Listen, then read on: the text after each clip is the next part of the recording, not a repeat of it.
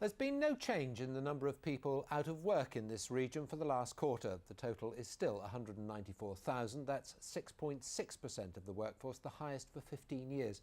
But there is some good news about jobs from the main ports on the east coast. A new report says they will need 1,400 new people every year.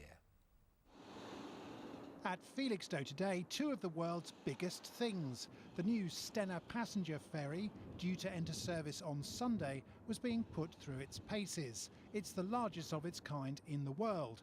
And just delivered on the quayside, the world's biggest gantry cranes.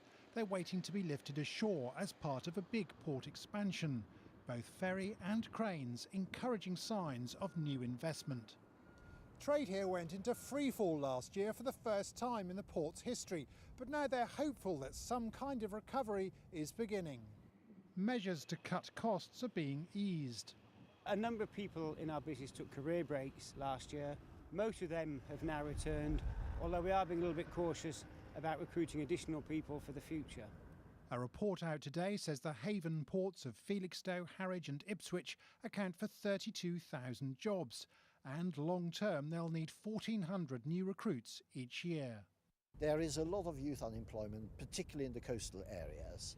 And clearly the existence of the ports and the logistics sector in that area will help us address those gaps.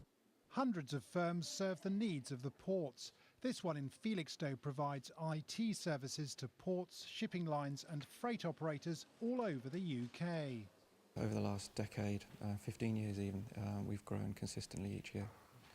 So last year was the first year where there was a dip in that growth. But the authors of today's report warn that to realise their potential, the haven ports need the government to provide better roads and railways. Richard Bond, BBC Look East, Felixstowe. 6 department stores across the region are to close and up to 300 staff will lose their jobs.